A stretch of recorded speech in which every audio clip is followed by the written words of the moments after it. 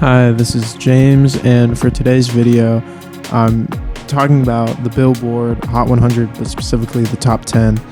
And yeah, I guess this video is like kind of inspired by like the Rick Beato series. I have a lot of issues with that series. I think that the way that Rick talks about music is fundamentally different when he talks about current music versus music that's older. He will praise a song that's older for beautiful simplicity while criticizing a song that's new for being overly simple. There's not a lot of consistency with what he says, and that's kind of my personal issue with him, but I do think he's educated and like a good music content creator still. Like, I don't want it to seem like I'm just like disparaging him as like a voice. He's very valid and he has experience, and I don't want to shame him for that at all. So yeah, I guess it's kind of in that style, except I'm not going to be listening to the songs. I'm playing along with them. I'm more just going to talk about them and give my opinion on them. And starting off, 10 is Nokia by Drake.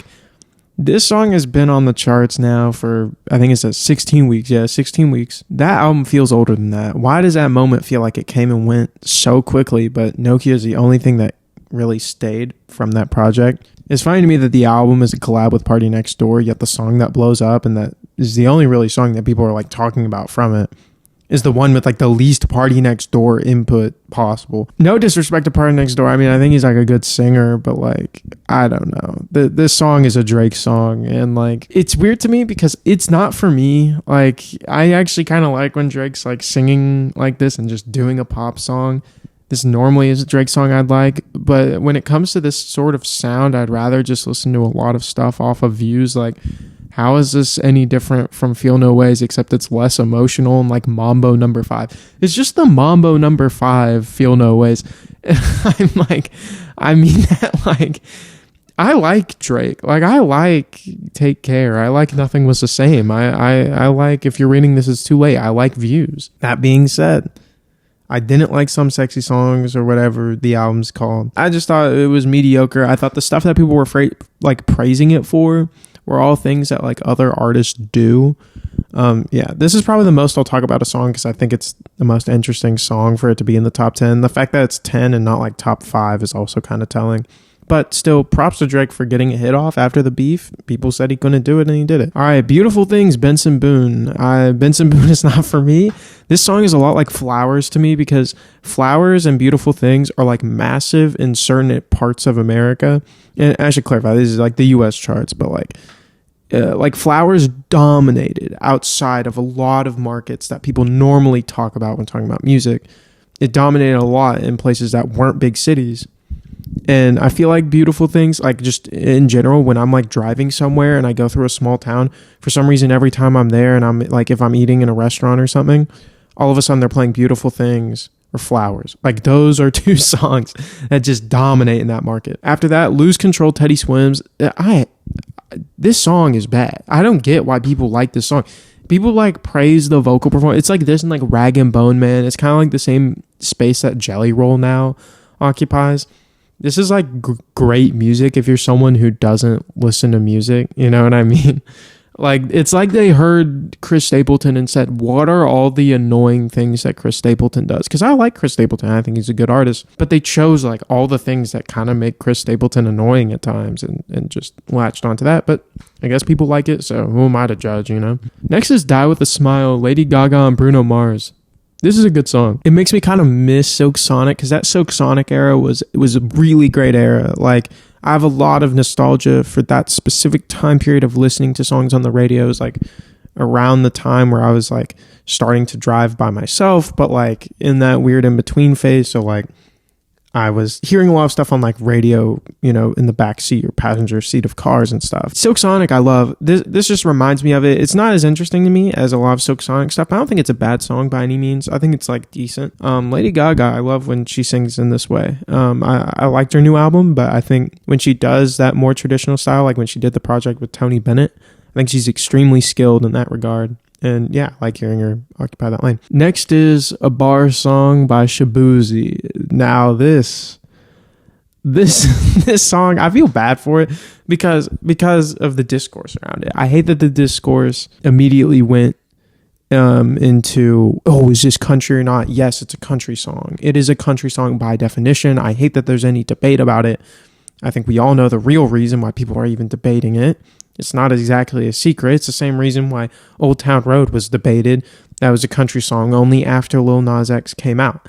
That was, you know what I mean? Like that's a very like big reason why this song is being debated at all. I think it's all right. Like I don't think it's a bad song. I didn't like it when I first heard it, which is why I think it's kind of unfortunate. But now I'm like, it's tolerable. If I'm somewhere and they're playing it, I'm not going to be like, oh, I love the song, but I'm not going to be like this song sucks. It's decent. It's the opposite of the next song coming up. I'm the Problem, Morgan Wallen. Boring, snooze fest. This comes on and I'm like, I've heard this song 1,000 times. When is Morgan Wallen just going to stop singing about his alcoholism? Not that, singing about that isn't valid. It's a valid thing to sing about. But every song is the exact same. It's not like a different perspective or he's getting more mature with time. It's just him saying the same thing over and over and over again. We get it. Next is Luther. This song has been on the charts a long ass time. This song has been on the charts a little too long. I love the song. I actually love GNX a lot. It was one of my favorite albums of last year, and this song has just lasted a lot longer than I thought it would. I think it's just because it's occupying a space that isn't being replaced by something else. Like SZA dropped her deluxe and there was no real hit from it, so nothing really stayed from it. It wasn't like Kill Bill, which just stayed in the top 10 for like, I don't even know how long. It felt like 2 years, but like, it probably wasn't 2 years, but it was a long time.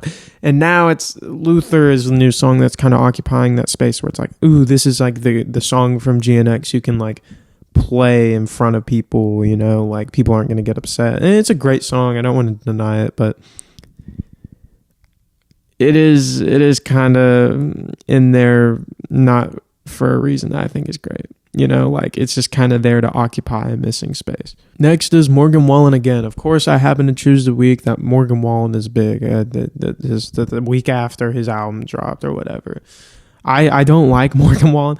I know I talked about one of his previous songs. This is just another one where I'm like, this is forgettable. It's a snooze fest. It's boring. I find his music boring. I find the writing kind of abhorrently like demeaning to his audience because it's like, let me feed you the same slop over and over. Don't you like this? Don't you like this? And people are like, yeah. And he's like selling out stadiums. But in my mind, I'm like, I can't listen to this. Like, I can't. I get so bored. Like, it's actually complete mediocrity at best. Normally, it's just kind of bad. I hate listening to him, and I never intentionally listen to him. It's only when I'm like at some restaurant and they're like playing Morgan Wallen and I hear it, I'm like, can they turn this off? Like, I hate this. This is so bad. I like other people in country. Like Zach Bryan, I hate that the controversy came out about him because obviously it showed that, there were many issues with him. Apparently he wasn't a good partner at all. I don't know much about it. But all I know is Zach Bryan makes music I can enjoy. Morgan Wallen does not. And I don't think their music sounds the same, but they occupy a similar space of this like pop country thing. And I have a very strong preference towards Zach Bryan over Morgan Wallen. And they're the type of music you'll hear in the same settings. Now people don't want to play Zach Bryan because of the controversy, but like Morgan Wallen has like much worse controversy in a lot of ways. Like, I don't know. Maybe it's just me. I don't think it's just me, but we need to like turn Morgan Wallen off. Second highest charting song this week. I don't know when this video is coming out actually, so like who knows? Maybe this video is like super outdated when it comes out. What I Want, Morgan Wallen featuring Tate McRae. I remember when this came out, Twitter was like going crazy. It was like, how could Tate McRae do this? It's like, cause she's likes money. I don't know. Like, have like a guaranteed top 3 hit. Sure. Like, the amount of people that would immediately fold. Like, I don't know what I would do if I was offered like to work on a song like that. I don't know why they would, but like, you know what I mean? Any human who's like trying to be successful in the industry would know that this is like a successful move to make. Like, this is a strategic move. Regardless, I've already said it 1,000 times. It's boring to me. I don't get the appeal. This song especially. I don't like this collaboration at all, quite frankly.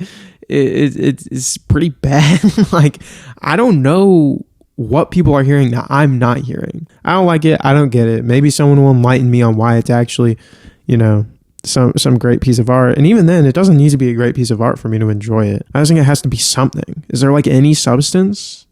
No, I don't get anything.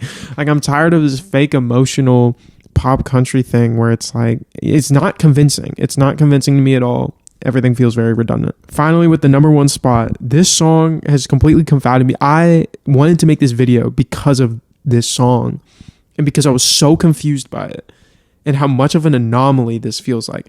Like, Ordinary by Alex Warren, 17 weeks on the chart. It's been number 1 now for like 2 weeks or whatever, a few weeks. I hadn't heard this song until this morning.